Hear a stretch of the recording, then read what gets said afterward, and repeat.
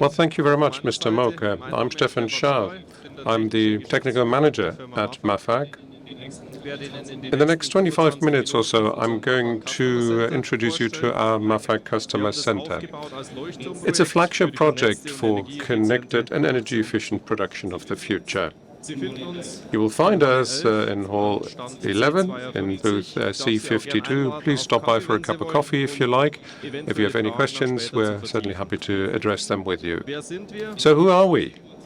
We're an innovative family-owned company from Alpesbach. We're located in the Black Forest region near Freudenstadt. We have 105 employees in-house. And our total output in 2022 was about 18.5 million euros.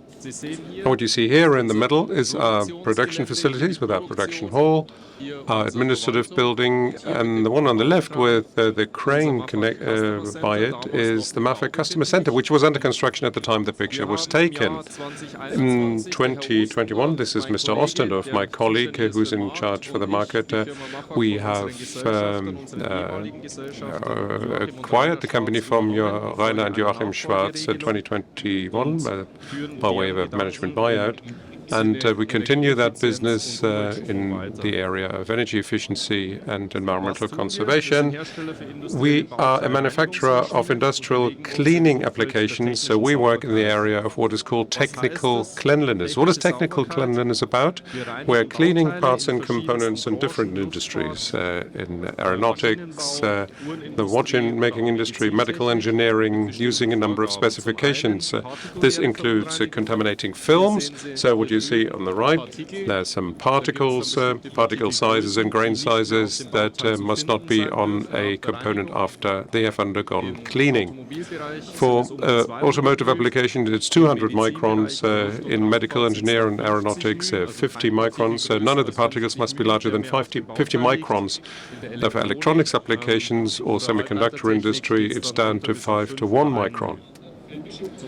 Now, but also contaminating films refer to oils, greases, or emulsions that could be ingrained in a part's surface. Now, we clean them with water, aqueous solutions with 3 to 5% of detergent in order to remove and dissolve oils and greases. We do a number of granulytical measurements, residual contamination by flushing parts, and then identifying the remaining contamination of a material surface. Now, every cleaning process consists of 4 components. Primary components, which are chemicals, time, temperature, and mechanics. You can do cleaning with less mechanicals, but you need more time or chemicals. So it's an interrelated control loop. You can customize a cleaning process to the needs of the customer. And there's also a parameter which is the contamination and the geometry of a component. So that's the extended Sinner circle, and this is the parameters within which we operate. Now, we use water and not solvents to clean parts. Why do we use water? Well, we want to be environmentally friendly and be good stewards of the environment. Now, we believe it is important to conserve our natural resources, but water obviously does not have a solvability against dirt particles as solvents would have. So we want to use more of a mechanical impact to achieve the cleaning result. There's a little video that I can play for you.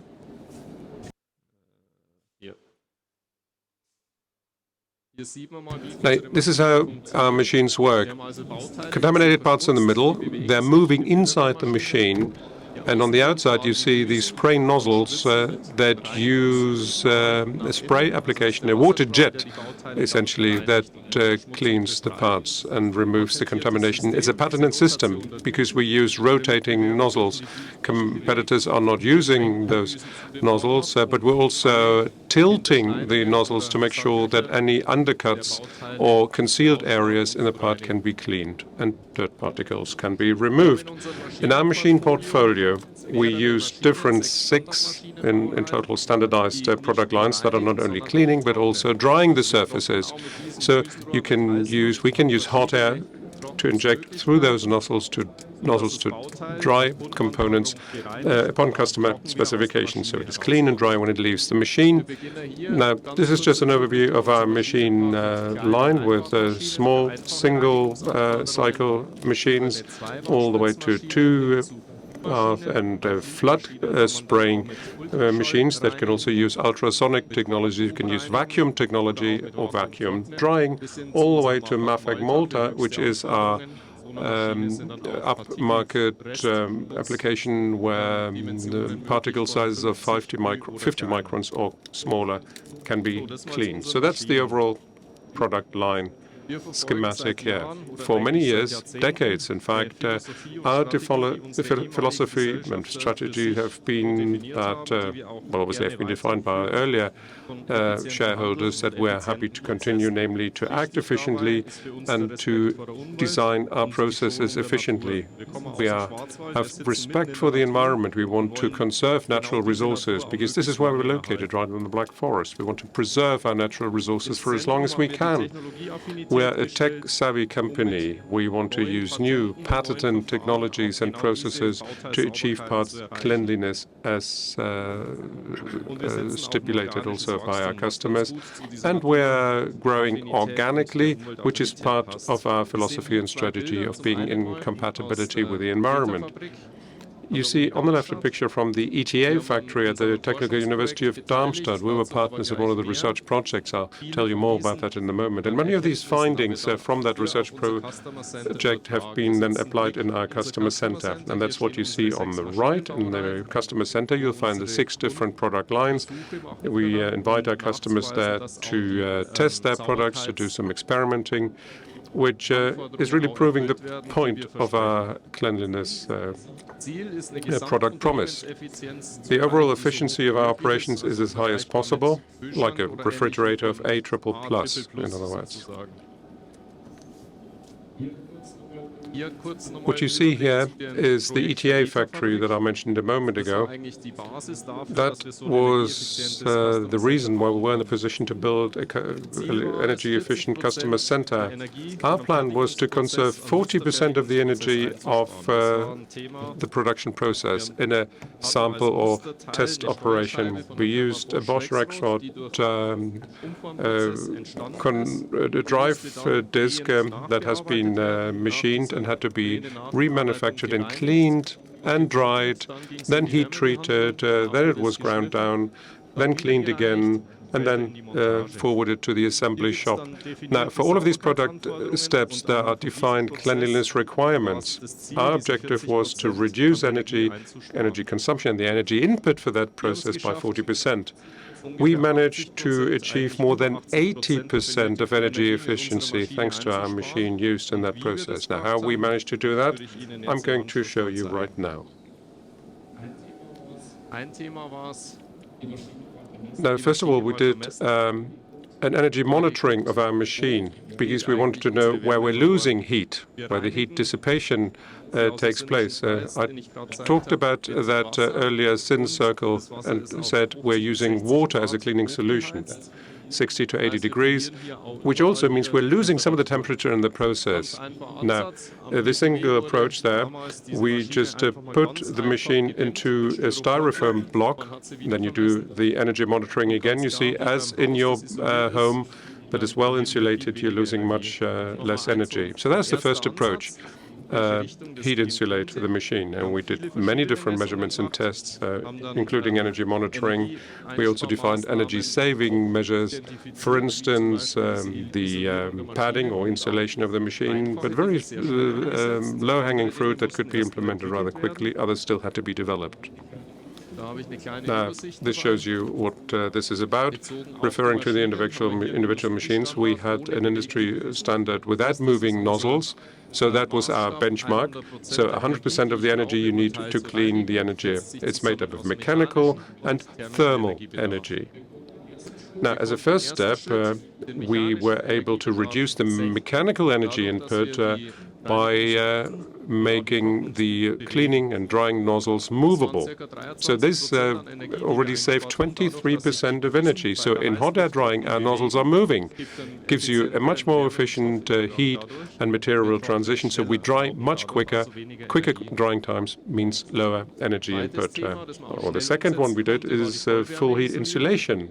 So with the full heat insulation, we managed to reduce the energy loss by another 30%. Next one. Our MAFAC Heat X module. I'll show you more about that in a minute. And what it is, it's a heat exchanger module where the machines are normally electrically heated. Now, this electrical heating was replaced by a thermal heating.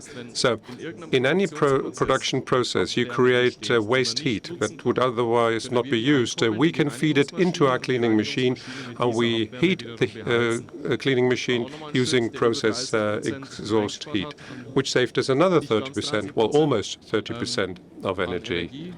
And finally, we have process intelligence. Now, what that means, we're controlling our processes in such an intelligent way as to minimize the energy consumption. So that's what we did with our machinery. The ETA factory is, well, actually, this is where this picture is taken from. You have a machine tool, a cleaning machine, and the actual building, the edifice. The question is, how do we connect them intelligently to make sure that you use the heat pump to use the waste heat of a machine tool and the cleaning machine for heating the building? And Mr. Beck will tell you more about that, about the ETA factory. Now, you see our MAFAC customer center. It used to be an older building. We purchased it, refurbished it, and we put some of these modules developed at the ETA factory and implemented it within our MAFAC customer center. And you see what it looks like on the right with solar panels on the roof mounted just last year. This is a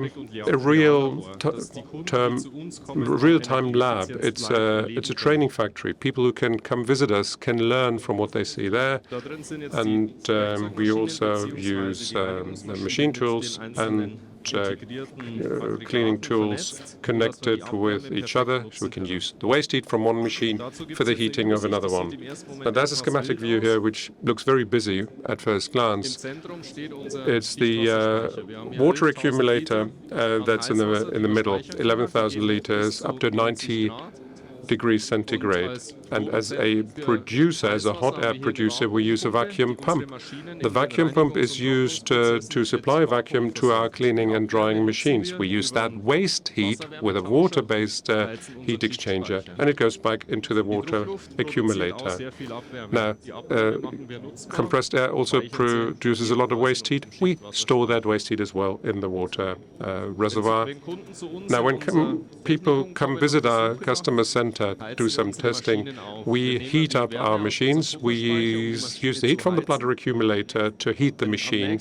Now, if the next day another customer comes in who needs different chemistry, different fluids, we are not just we don't just let the water run to waste and dissipate that heat. No, we use that existing heat to go back to the water accumulator. So whenever heat is no longer used in the system, it's not going to be wasted, but stays in the cycle.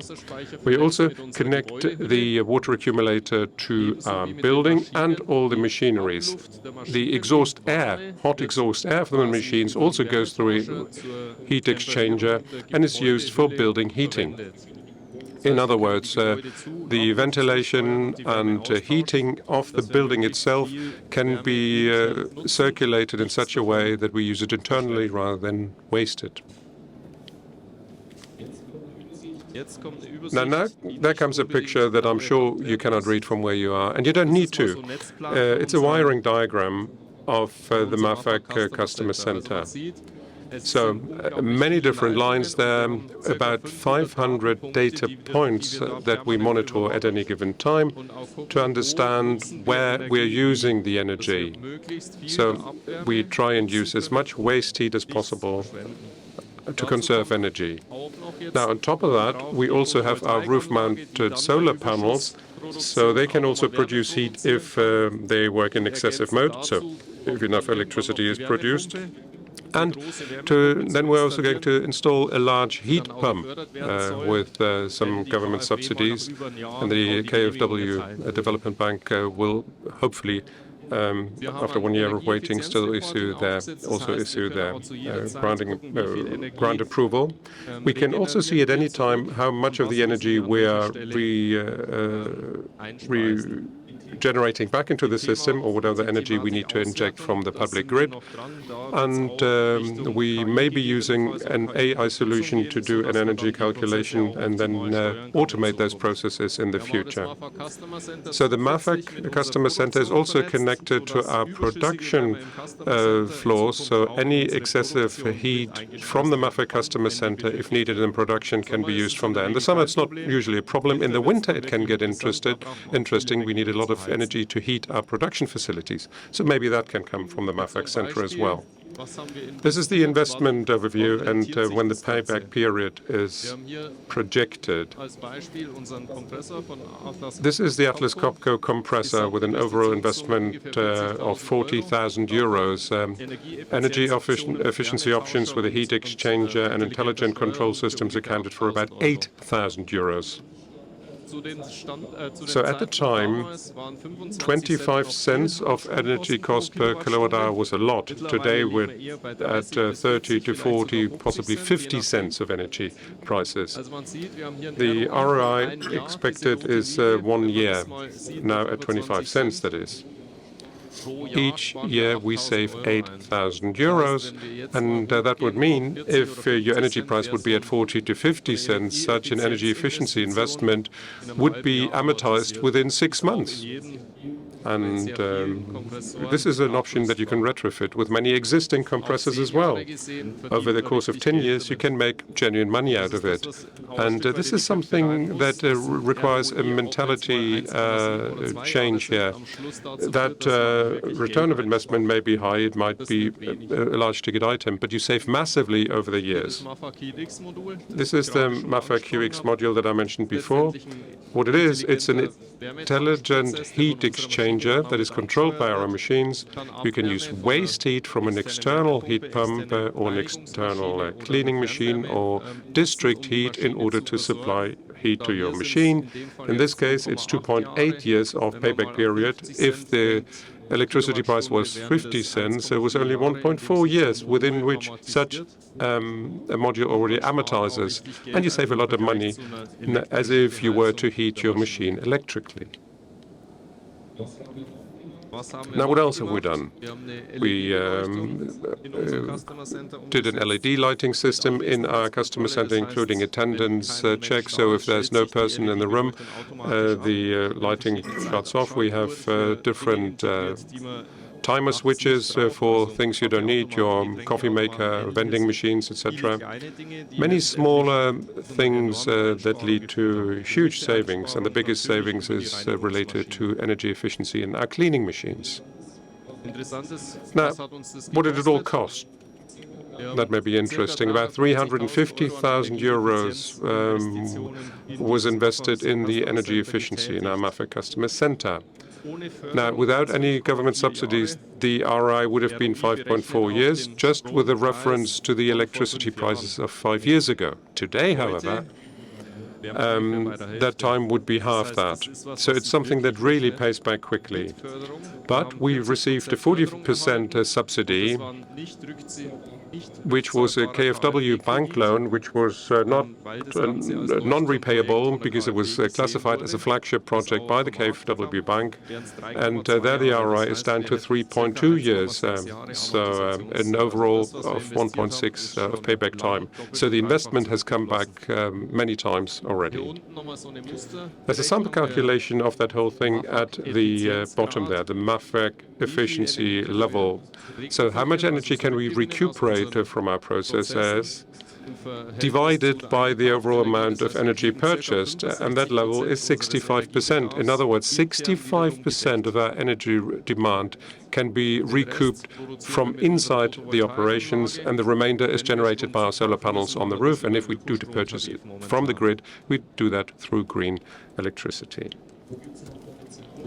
Now, where's the potentials? Everything was not implemented overnight. We had a huge list.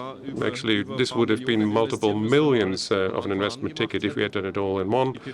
The solar panels have been rooftop mounted, as I said. Our vehicle fleet was changed over to hybrid and electric vehicles. We also have a charging infrastructure with a KfW bank loan for financing that. Up to 70% or a maximum of 900 euros could be received from the State Development Bank for that. We're currently in the process to change over lighting to LED lights with attendance sensors. We did that in the customer center, which was eligible for public funding by 20%. Our energy storage system is still under development. We have not received a public approval for that. We are also checking whether we do hydrogen, redox flow, or conventional battery, lithium-ion batteries for our energy storage system. Because there's always energy that we produce in excess of what we need. Our solar panels produce more electricity than we need in our production or the customer center. So we want to store that in a way that in situations where we need a lot of energy, we use that, draw that from our storage facilities rather than sending it back to the grid. We want to do a standby shut-off regime of digital systems so they don't consume power overnight. And then I mentioned the heat pump heating. So yes, the concept's there, but we haven't received public approval for that yet. So what's the upshot? What could you say about such an investment in energy efficiency? What I can say, it's definitely worth it, more than ever. We embarked on that journey quite a while ago, 15 to 20 years ago. We already changed towards more environmental thinking, even before energy costs spiraled out of control. And there's more opportunities than you would think. The ETA factory at Darmstadt is a good example, or our MAFAC customer center as well. Would like to invite all of you who have an interest, please talk to us. We are in Hall 11. Please talk to us. Please come visit us in Elpersbach and have a look at it with your own eyes. There are many different subsidies out there. Not all of them are well known. ETA Solutions is a good partner, has been a good partner for us. They've always been supporting us for many years. They're telling us where you can seek funding, what can be done in order to achieve a lot of public subsidies to inject more funds into the organization. Our plan is to be carbon neutral by 2030, ideally 2026, and we're in a good way forward. We're producing more energy than we need. So what we do need is gas. Gas is currently being consumed. This will change as soon as we have the heat pump installed. So the carbon neutrality should be achieved by 2030, including also our supply chain. So we want to make sure that our suppliers also follow that route. And then finally, there's a book that Joachim Schwarz wrote as part of his research work on the ETA factor, which focuses on philosophy and strategy. And many of what I just told you is in that book. And at one point he says, if you want to understand life, study nature and try to apply its mechanisms and strategies in life. And this is exactly what we're trying to do day in, day out. We want to be close to nature, we want to emulate what nature is doing, and let's make it in such a way that we retain this planet as long as we can. We are following along this path, and we believe we leave something that is meaningful to our children and grandchildren. It's a lot of effort and energy, but it's great fun when you see what can be done and how much energy you can conserve. And you can have this book. Please stop by our booth and you pick up your personal copy. We'll be happy to do that. So that's what I had wanted to share with you. Thank you very much for your attention. Hall 11, booth C52 is where we are.